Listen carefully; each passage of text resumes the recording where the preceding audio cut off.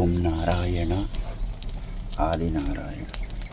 భగవాన్ శ్రీ వెంకటేశ్వర స్వామి అభయ వైకుంఠాశ్రమం సంగం జాగర్లమణి. ఓం నారాయణ ఆదినారాయణ. మే నెల 11వ తారీఖు శనివారము 2024. భగవాన్ వెంకటేశ్వర స్వామి వారి హోమగుండం. ఓం నారాయణ ఆదినారాయణ. వెలిగే చూడరా భగవాన్ వెంకటేశ్వర స్వామినే నమ్మరా. ఓం నారాయణ ఓం నారాయణ ఆదినారాయణ. భగవాన్ వెంకటేశ్వర స్వామి యొక్క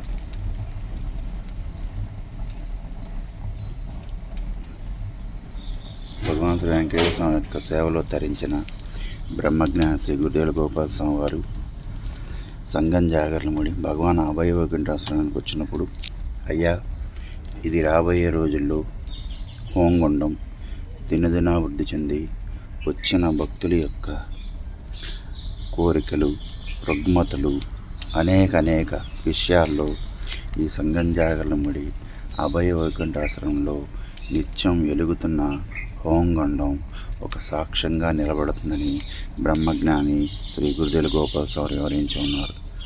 ఓం నారాయణ ఆదినారాయణ. అన్నదానాలు చేయించటం ఎంత గొప్ప విషయమో. భగవాన్ వెంకటేశ్వర స్వామి వారు అహర్నిశలు హోమగుండం దగ్గరే నిద్రించి హోమగుండం దగ్గరే ఉండి తంబూరం ఇటుతూ ఓం నారాయణ చెబుతూ ఉండేవారిని వారి ప్రీశులు శ్రీ బ్రహ్మజ్ఞాని శ్రీ గురుదేవుల గోపాల స్వామి వారు కోటి సిద్ధాశ్రమంలో వివరించి ఉన్నారు.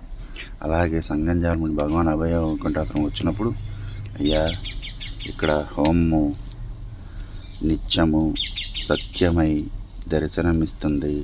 ఆ దర్శనంలో పరమాత్మ స్వరూపుడు శ్రీ భగవాన్ వెంకటేశ్వర స్వామి వారు నాకు అగుపిస్తున్నారు అన్నారు. అంటే కనిపిస్తున్నారయ్యా అన్నారు.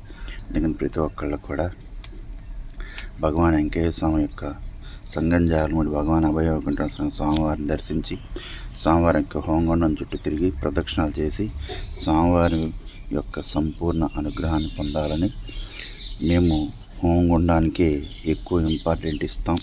అట్లాగే స్వామివారి యొక్క దారము విభూతికి ఇంపార్టెంట్ ఇస్తాం, అన్నదానానికి ఇంపార్టెంట్ ఇస్తాం.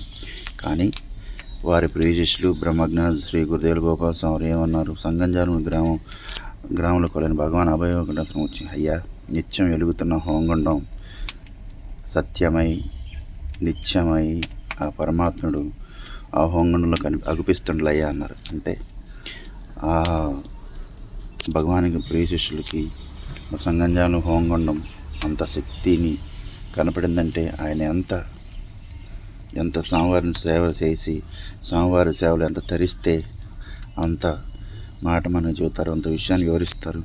హోమగుండం గురించి కానీ, అన్నదానం గురించి కానీ, భజన గురించి కానీ ఇవన్నీ ఎందుకు వివరించారు గోపాల స్వామి?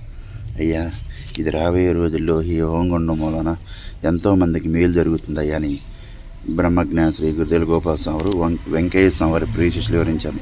అందుకని ప్రతి ఒక్కళ్ళు కూడా హోమగుండం చుట్టూ ప్రదక్షిణాలు చేసి హోమగుండంలో కర్పూరం, సాంబ్రాణి, నవధాన్యాలతో పాటు మన యొక్క బాధని పెడితే ఆ పరమాత్ముడు అనుగ్రహిస్తాడని ఘంటాపదంగా బ్రహ్మజ్ఞాని శ్రీ గురుదేవుల గోపాల స్వామి వివరించి ఉన్నారు. ఓం నారాయణ ఆదినారాయణ.